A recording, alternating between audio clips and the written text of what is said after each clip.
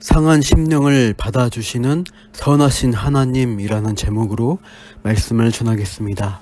시편 51편은 참회 시로서 다윗 일생 일대의 범죄 사건에 대해 다윗이 회개할 때 지은 시입니다. 표제에 나와 있듯이 다윗이 밧세바와 동침한 후 선지자 나단이 그에게 왔을 때 지은 시라고 되어 있습니다. 유부녀인 밧세바를 범하고 그 남편 우리아를 사주하여 살해한 간음죄와 살인죄입니다. 본 시편에서 다윗은 자기가 저지른 행위가 죄라는 사실을 명시적으로 표현하고 있습니다. 이래서 9절 보시면 죄라는 단어가 반복해서 쓰이고 있는 것을 볼 수 있습니다. 1절 끝에 내 죄악을 지워주소서, 2절에 나의 죄악, 나의 죄, 3절 나의 죄과 내 죄, 4절에도 범죄, 악을 행했다라고 되어 있습니다. 이렇게 다윗은 자신이 저지른 그 일들이 죄악임을 명백하게 직시하며 고백합니다. 그런데 이 회개의 고백을 그가 범죄한 직후 곧바로 하지는 못합니다. 다윗이 밧세바와 동침하고 그 일로 잉태한 사실을 알고서 그 남편 우리아를 사주하여 죽이기까지 일련의 범죄를 저지른 다음 그 아기를 출산하기 직전이 되어서야, 그러니까 몇 달의 시간이 흐른 다음에 선지자 나단이 찾아온 것이죠. 선지자가 암양 새끼 비유를 들어 다윗의 범죄를 지적했을 때 시침이 떼고 있던 다윗이 비로소 하나님 앞에 엎드리게 됩니다. 그동안 죄로 인해 막혀버린 하나님과의 관계, 영적으로 메말라버린 상태를 시편 32편에서 이렇게 고백했습니다. 시편 32편 3절 4절 내가 입을 열지 아니할 때 종일 신음함으로 내 뼈가 쇠하였도다. 주의 손이 주야로 나를 누르시오니 내 진액이 빠져서 여름 가뭄에 마름같이 되었나이다. 죄의 문제를 숨겨놓고 해결하지 않았을 때 하나님과의 관계에 담이 생기고 막혀버렸습니다. 그 영혼이 매우 피폐하고 메말라버리게 된 것이죠. 그런데 나단 선지자의 질책에 의해 그의 영적 가뭄에 물꼬가 터졌습니다. 시편 32편 5절 내가 이르기를 내 허물을 여호와께 자복하리라 하고 주께 내 죄를 아뢰고 내 죄악을 숨기지 아니하였더니 곧 주께서 내 죄악을 사하셨나이다. 다윗이 자신의 죄와 허물을 하나님께 자복했을 때 회개함으로 하나님으로부터의 죄 용서함을 받게 되었습니다. 다시 영적 관계가 회복된 것이죠. 그 죄의 문제가 해결되어 가는 과정이 오늘 시편에서 상세하게 묘사되고 있습니다. 다윗은 말씀을 통해 자신의 죄를 인식하게 되자 분명하게 자신의 잘못된 그 행위를 죄로 규정합니다. 다시 반복해서 죄악, 죄가, 그것도 나의 죄, 나의 죄악이라고 강조합니다. 성도 여러분, 하나님 말씀으로 책망받으실 때 말씀이 나의 행위를 지적할 때 나의 어떤 행동들은 죄라는 것을 분명히 깨닫고 인정하시어 하나님 앞에 고백할 수 있게 되기를 바랍니다. 어쩔 수 없었어, 모르겠어 하면서 그냥 회피하고 덮어두려고만 하지 말고 그게 죄라는 분명한 인식이 필요합니다. 그래야만 다음 단계인 회개와 용서의 단계로 나아갈 수 있기 때문입니다. 그렇지 않고 죄의 문제를 묵혀놓고 있으면 다윗의 고백처럼 뼈가 쇠하고 진액이 빠져버리는 메마른 심령이 되어버립니다. 우리 마음이 곪습니다. 숨긴 죄로 인해 우리 속이 썩어갑니다. 그래서 그 죄를 하나님 말씀이 건드리실 때 우리는 그 부분을 고민하고 묵상하면서 죄를 자각하는 자리까지 가는 게 우리 영혼에 매우 중요한 것입니다. 하나님과의 관계가 막히는 일은 신앙인의 삶에 있어서 매우 치명적입니다.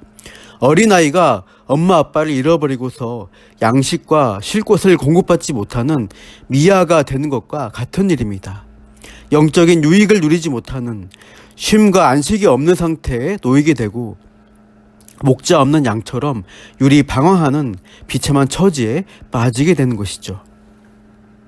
그래서 하나님과의 관계를 잘 유지하고 또 깨졌다면 잘 회복하는 일이 신앙인에게 있어서 중요합니다. 이 하나님과의 관계가 가장 중요하다는 배경에서 다윗은 자신의 죄로 인한 가장 큰 문제점이 무엇인가를 4절과 같이 고백합니다. 본문 4절, 내가 주께만 범죄하여 주의 목전에 악을 행하였사오니. 내가 주께만 범죄했다. 주의 목전에 악을 행하였다. 사실 다윗의 범죄는 피해자 입장에서 생각해 볼 때 밧세바와 우리아에게 행한 죄입니다. 도의상 피해자에게 가장 먼저 참회하고 사과하는 게 마땅합니다. 그런데 주께만 범죄했다는 4절의 표현은 사람에게 범한 죄가를 별거 아니라고 하는 의도가 아닙니다. 이것은 히브리적 표현으로 사람에게 지은 죄를 포함해서 어떤 죄든지 궁극적으로 하나님께 지은 죄가 된다는 고백입니다. 요셉에게도 간음의 유혹이 찾아왔을 때 내가 어찌 이 큰 악을 행하여 하나님께 죄를 지으리까 하며 유혹을 뿌리쳤죠. 하나님의 계명을 깨트리는 모든 죄는 사람에게 짓는 죄까지도 다 하나님께 범죄함으로 그분과의 관계를 무너뜨리는 결과에 다다르게 하기에 하나님과의 관계에 서 있어야 할 한 인간, 한 영혼의 관점으로 참으로 하나님께 범죄했다는 진실한 고백을 드리고 있는 것이죠. 이렇게 하나님 앞에 죄를 인정하고 고백했을 때 그 후에야 피해 당사자에게 진정한 용서를 빌고 피해 복구를 위한 일들을 할 수 있게 되는 것입니다. 여기서 또 하나 우리가 주목해야 할 것은 하나님의 선하심입니다. 다윗이 말씀의 책망 앞에 숨겨진 모든 죄를 자복하며 용서를 구할 수 있었던 배경이 있습니다. 바로 하나님의 인자하심, 긍휼이라는 하나님의 선하심에 대한 믿음이 있었기에 다윗은 진정으로 회개할 수 있었습니다. 절대로 용서하지 않고 처벌하시는 무자비한 하나님이시라면 누가 이실직고 할 수 있겠습니까? 수치를 드러냈다고 하면 죽는 자리에 있다면 어느 누가 가려고 하겠습니까? 그러나 다윗이 믿는 하나님은 죄를 시인하고 회개하는 자를 용서하고 회복시켜 주시는 은혜로우신 선하신 분이십니다. 요한일서 1장 9절, 만일 우리가 우리 죄를 자백하면 그는 미쁘시고 의로우사 우리 죄를 사하시며 우리를 모든 불의에서 깨끗하게 하실 것이요. 죄를 자백할 때 능히 범죄한 일에 대해 용서하시고 다시 깨끗하게 해주실 수 있으신 좋으신 하나님이심을 다윗은 알고 믿었기에 담대하게 자기 죄를 자백했던 것입니다. 그래서 1절에서 하나님을 이렇게 부릅니다. 하나님이여 주의 인자를 따라 내게 은혜를 베푸시며. 여기서 인자는 헤세드라는 단어로 하나님의 언약적 사랑을 의미합니다. 언약과 약속의 근거에서 무조건적인 사랑을 베푸시는 하나님의 성품을 가리킵니다. 인간의 연약함, 변덕에도 불구하고 하나님은 자신이 주신 언약 안에서 택한 백성을 끝까지 사랑하시고 회복시키십니다. 그게 언약적 사랑입니다. 우리가 하나님을 믿는다고 할 때 세상 부귀영화, 세상 복 주시는 하나님을 믿는 게 아닙니다. 성경적인 하나님에 대한 믿음이란 변치 않는 언약 안에서의 사랑과 은혜, 용서를 베푸시는 하나님을, 그분의 선하심을 믿는 것입니다. 다윗은 비록 범죄하고 죄를 숨기고 있었지만 죄를 지적하는 말씀 안에서 회개하고 돌아와 용서와 회복의 은혜를 받으라는 하나님의 선한 뜻을 알고 믿었습니다. 그래서 담대하게 본무 터뜨리듯 그동안 꽁꽁 숨겨놨던 자신의 죄를 자복할 수 있었습니다. 하나님 앞에 절대로 죄 짓지 않는 인생은 없습니다. 죄를 짓게 되지만 죄를 인정하고 고백할 때 죄 용서하시고 죄를 이길 힘을 주시는 하나님을 경험하고 더 알아가는 다윗과 같은 끊임없이 회복을 누리는 신앙인이 있는 것이죠. 사랑하는 성도 여러분, 오늘도 하나님 앞에서 나의 연약함과 마음속에서 일어나는 죄의 욕심, 유혹, 미움, 거짓, 음욕 등을 인정하고 고백하십시오. 죄를 이길 힘을 달라고 간구하시며 죄와의 싸움에서 승리하시기를 축복합니다. 다윗은 자신의 근본과 출생 자체가 죄에 놓여 있다는 성경적인 고백을 하고 있습니다. 5절에 내가 죄악 중에서 출생하였으며, 만물보다 거짓되고 심히 부패한 것이 자기 마음임을 고백하며 6절 중심의 진실함을 보시는 하나님의 지혜를 구하고 있습니다. 그래서 10절에 하나님께서 내 속에 정한 마음을 창조하여 주옵소서, 내 안에 정직한 영을 새롭게 하소서 간구합니다. 하나님만이 죄된 인간의 중심에 깨끗한 마음을 이루어 주실 수 있는 창조주이심을 고백합니다. 주의 성령으로 12절에 구원의 즐거움을 회복시켜 주시고 자원하는 심령을 주셔서 나를 붙들어 달라고 간절히 간구합니다. 이렇게 어쩔 수 없는 본성적 죄성 때문에 하나님의 은혜만을 구하는 다윗의 심령을 17절은 이렇게 표현합니다.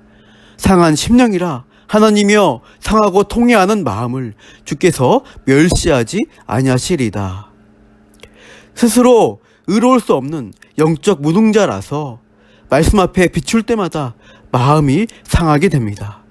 결심하고 하나님 앞에 잘 살아보려고 해도 금방 한눈 팔고 유혹과 욕심에 빠져 하지 말아야 할 일들을 버리면서 또 자책하게 되는 것이 우리입니다. 그런데 그것이 하나님이 우리에게 바라시는 것이라 이겁니다. 죄와 연약함 때문에 상하고 통회할 수밖에 없어서 숨기고 있다가도 말씀의 지적 앞에 너덜너덜한 심정으로 하나님 앞에 와서 엎드리는 것, 도와달라고 간구하는 그런 태도가 하나님이 구하시는 제사이고 예배이고 기도라는 겁니다. 그렇게 예배하며 기도하는 자를 하나님이 찾으시고 기뻐하십니다. 우리 본문 19절 말씀 같이 읽겠습니다. 그때 주께서 의로운 제사와 번제와 온전한 번제를 기뻐하시리니 그때 그들이 수소를 주의 제단에 드리리이다. 죄 때문에 상한 심령이 되어 도와달라고 하나님의 은혜와 사랑, 선하심이 없이 살 수 없노라고 엎드리는 자의 예배를 의롭다, 온전하다고 기뻐 받아주시는 그 선하신 하나님을 오늘도 바라고 누리며 다시 회복하시는 저와 여러분 되시기를 축복합니다. 기도하겠습니다. 하나님 아버지, 언약 안에서 변치 않는 사랑과 용서를 베푸시는 하나님의 선하심을 오늘도 알게 하시니 감사합니다. 어떠한 죄악이라도 하나님 앞에 죄를 시인하고 고백할 때 용서와 회복을 이루어 주시는 하나님이심을 바라고 오늘도 죄의 문제에서 용서받으며 회복을 이루어가는 하나님 백성으로 살게 하옵소서. 물론 알면서 이웃에게 피해를 끼치는 죄를 더 범치 않게 하시고 우리 마음속에서 일어나는 죄의 유혹과 연약함까지 고백하며 날마다 성령을 의지하면서 죄와의 싸움에서 이기게 도와주시옵소서. 오늘도 함께 하실 것을 믿으며 이 모든 말씀 예수님 이름으로 기도합니다. 아멘.